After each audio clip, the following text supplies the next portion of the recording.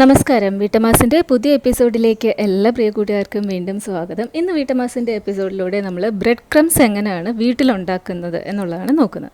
അപ്പോൾ ഞാനിപ്പോൾ അത് കാണിക്കാൻ വേണ്ടിയിട്ട് ഒരു 5-6 ബ്രെഡിൻ്റെ പീസസ് എടുത്തിട്ടുണ്ട്.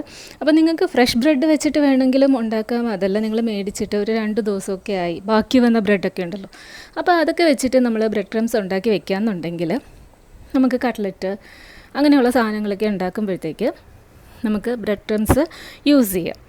അപ്പോൾ അതിന് വേണ്ടിയിട്ട് നമ്മൾ ചെയ്യേണ്ടതെന്ന് വെച്ച് കഴിഞ്ഞാൽ ഏത് ബ്രെഡാണോ, അപ്പോൾ നിങ്ങൾക്ക് ടോസ്റ്റർ ഉണ്ടെങ്കിൽ ടോസ്റ്റർ വെച്ചിട്ടൊന്ന് ടോസ്റ്റ് ചെയ്യാം.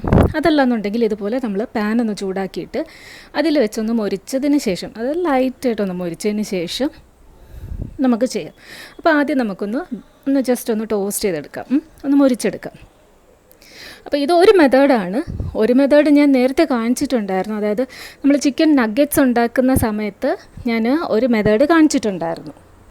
അപ്പോൾ അതിൻ്റെ ലിങ്ക് ഞാൻ മേളിലിടാം, നിങ്ങൾ ജസ്റ്റ് ഒന്ന് കയറി നോക്കുക. അപ്പം ബ്രെഡിൻ്റെ പീസസ് നമ്മൾ മൊരിച്ചതിന് ശേഷം നന്നായിട്ട് തണുത്തിട്ട് ഇതുപോലെ നമുക്ക് മുറിച്ച് മിക്സിയുടെ ജാറിലിട്ട് കൊടുക്കാം.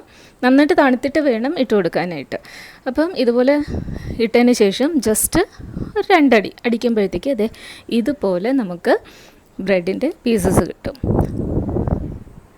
കണ്ടോ? അപ്പം നോക്കിക്കുക, നല്ല ഫൈനായിട്ടുള്ള പൗഡറും അല്ല, എന്നാൽ ഒരുപാട് വലിയ തരികളും അല്ല.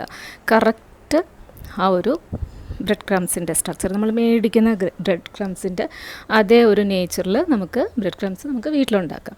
അപ്പം നമ്മൾ യൂസ് ചെയ്തിട്ട് ബാക്കി വരുന്ന ബ്രെഡൊക്കെ ഇതുപോലെ നമുക്ക് പൊടിച്ചിട്ട് നല്ല എയർ ടൈറ്റായിട്ടുള്ള കണ്ടെയ്നേഴ്സിൽ നമ്മൾ സൂക്ഷിക്കാമെന്നുണ്ടെങ്കിൽ നമുക്കൊരു ഏകദേശം ഒരു 10-12 ദിവസം വരെ എയർ ടൈറ്റായിട്ടുള്ള കണ്ടെയ്നറിൽ അടച്ചിട്ട് നമുക്ക് ഫ്രിഡ്ജിൽ സൂക്ഷിക്കാം.